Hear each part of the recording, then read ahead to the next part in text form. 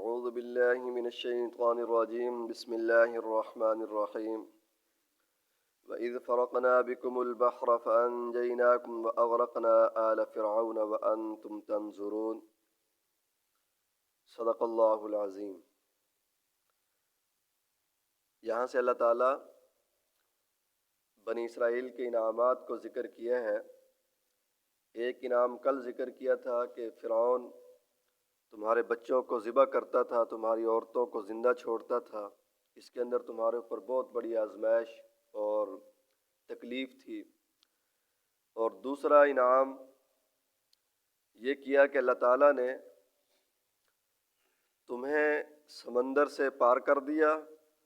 اور فرعون کو غرق کر دیا۔ جس وقت حضرت یوسف علیہ السلام کو اللہ تعالیٰ نے مصر کے اندر حکومت عطا فرمائی اور حضرت یعقوب علیہ السلام اپنے خاندان کو لے کر کنعان سے مصر کے اندر گئے تو 72 افراد پر مشتمل یہ قافلہ تھا۔ پھر یہ وہاں رہنے لگے مصر کے اندر،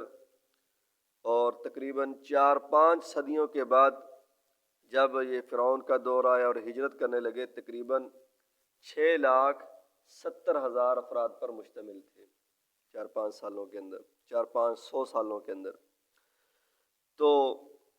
جب فرعون کا ظلم بڑھتا گیا تو حضرت موسیٰ علیہ السلام نے مشورہ کیا، اپنے جو قریبی تھے، کہ بھی کیا کرنا چاہیے۔ کہا کہ بھی یہاں سے ہجرت کر کے جانی چاہیے، لیکن فرعون کو بتا کر جانا چاہیے، بغیر بتائے جانا جو ہے وہ صحیح نہیں ہے۔ تو انہوں نے کہا کہ ٹھیک ہے بتاتے ہیں۔ بتایا گیا کہ بھی ہماری یہاں تقریب ہے، وہاں ہم جانا چاہتے ہیں۔ تو فرعون اور یہ جو اس کا قبیلہ تھا، انہوں نے زیورات بھی دیے ان کو کہ بھی یہ زیورات اور یہ سامان آپ ساتھ لے جائیں وہاں پر۔ تو یہ چلے، اور جب سارا ہی قبیلہ باہر نکلا، یہ 6,70,000 افراد بنی اسرائیل والے، تو فرعون اور اس کے لشکر کو فکر ہوئی کہ بھی یہ تو لگتا ہے یہاں سے بالکل ہی نکل کر چلے جائیں گے، اور جب یہاں سے نکل جائیں گے پھر ہم کام کس سے لیں گے، جو ہے دبا کے کس کو رکھیں گے، مزدوریاں کس سے کروائیں گے۔ تو ایک دن جو ہے یہ چلے گئے، دوسرے دن اپنے وزیر حامان کے ساتھ اور دوسرے لوگوں کے ساتھ مشورہ کیا بھی یہ کیا ہے، تو کہا کہ ان کا پیچھا کرنا چاہیے۔ تو 12 لاکھ فرعون کا لشکر 12 لاکھ پر مشتمل تھا، یہ گھوڑوں کے اوپر سوار ہو کر نکلے کہ بھئی جو ہم چھوڑیں گے نہیں ان کو۔ اور شاہ عبد العزیز محدث دہلوی رحمۃ اللہ علیہ کے جو ہے وہ تفسیر کے حوالے سے لکھا ہوا تھا کہ کل افراد جو ہیں 90 لاکھ تھے۔ 12,000 تو یہ فوج تھی، باقی بازاری لوگ جو ہوتے ہیں تماشا دیکھنے والے، ڈھول بجاتے ہوئے، گانا گاتے ہوئے کہ بھئی آج سب کو مار دیں گے، ان کو ختم کر دیں گے، چھوڑنا نہیں ہے ان کو، یہ کریں گے وہ کریں گے جیسے ہوتا ہے۔ تو اب وہ آگے آگے، یہ پیچھے پیچھے، آگے دریا آ گیا بحر قلزم، یہ مصر سے مشرق کی جانب ہے۔ تو وہاں پر جب پہنچے تو بنی اسرائیل والوں نے حضرت موسیٰ علیہ السلام سے کہا کہ اب تو ہم مارے گئے، آگے بھی موت ہے پیچھے بھی موت ہے، آگے دریا ہے اور پیچھے فرعون کا لشکر ہے۔ تو حضرت موسیٰ علیہ السلام کو اللہ تعالیٰ کی ذات کے اوپر کتنا اعتماد تھا، کتنا یقین تھا۔ فرمایا کلا ان معی ربی سیہدین، اللہ میرا رب میرے ساتھ ہے، وہ اس کے لیے کوئی نہ کوئی راستہ ضرور نکالے گا۔ پھر اللہ تعالیٰ کی طرف سے حکم آیا کہ آپ اس کے اوپر جو ہے وہ اپنا عصا ماریں، فن فجرت منہ اثنتا عشرۃ عینہ، تو عصا مارا، وہ پانی جو ہے پہاڑ کی طرح آپس کے اندر جو ہے وہ ٹھہر گیا، جم گیا، اور درمیان میں سے 12 راستے اللہ تعالیٰ نے بنا دیے۔ یہ 12 قبیلے تھے، ہر قبیلہ اپنے اپنے راستے سے گزرتا ہوا جا رہا ہے، اور درمیان میں اللہ تعالیٰ نے تفسیر میں لکھا ہوا تھا کھڑکیاں بنا دیں۔ یہ بھی ایک ڈر ہوتا ہے نا بھی شاید یار میں تو جا رہا ہوں، میری جو ہے وہ دوسری برادری والا جو ہے وہ ڈوب جائیں، یا وہ تو صحیح ہوں ہم ڈوب جائیں۔ اللہ تعالیٰ نے درمیان میں کھڑکیاں بنا دی، راستے بنا دیے، وہ ایک دوسرے کو دیکھ رہے تھے کہ آرام سے جا رہے ہیں۔ اور ادھر جب فرعون کا لشکر پیچھے آیا تو بعض تفسیروں میں آتا ہے کہ یہ جو گھوڑے ہوتے ہیں یہ پانی کے اندر جاتے نہیں ہیں، تو آگے نہیں ہو رہے تھے۔ تو حضرت جبرائیل علیہ السلام گھوڑی لے کر آئے، آگے گھوڑی لگائی تو فرعون کا جو ہے وہ گھوڑا اور آگے اس کے پیچھے چلا، تو جب وہ چلا تو باقی بھی سارے لشکر والے پیچھے چل پڑے۔ تو آخری ادھر سے بنی اسرائیل کا آخری بندہ نکلا اور ادھر فرعون کے لشکر کا آخری بندہ اس دریا کے اندر داخل ہوا،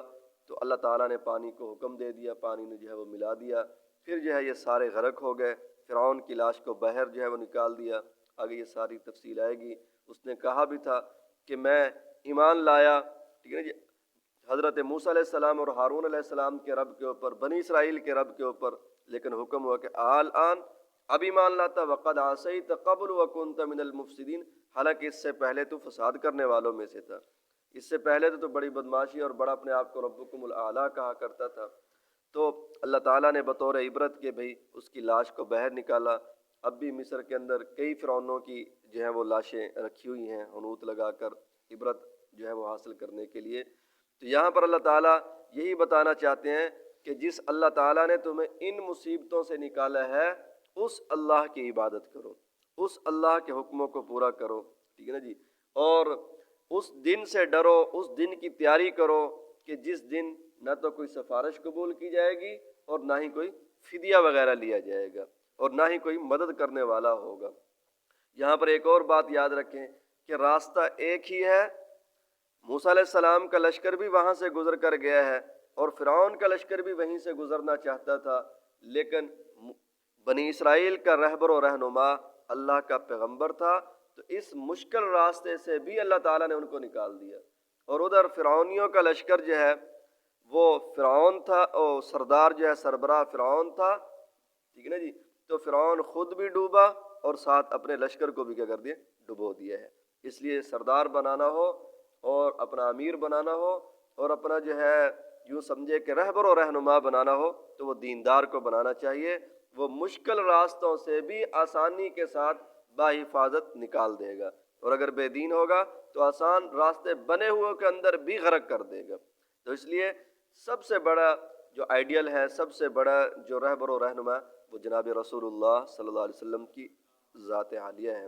اسی کو بیان فرمایا ہے کہ وَإِذْ فَرَقْنَا بِكُمُ الْبَحْرَ، اس وقت کو یاد کرو جب ہم نے جو ہے وہ سمندر کو جو ہے وہ پھاڑا، فَأَنْجَيْنَاكُمْ، پھر ہم نے تم کو نجات دی، وَأَغْرَقْنَا آلَ فِرْعَوْنَ، اور ہم نے غرق کر دیا آل فرعون کو، وَأَنْتُمْ تَنْظُرُونَ، اور تم اس وقت اپنی آنکھوں کے ساتھ دیکھ رہے تھے۔ اس کے بعد پھر انہوں نے کتاب کا مطالبہ کیا، پھر آگے اور واقعات آئیں گے۔ اللہ تعالیٰ سے دعا ہے کہ اللہ تعالیٰ ہمیں یقین کامل نصیب فرمائے۔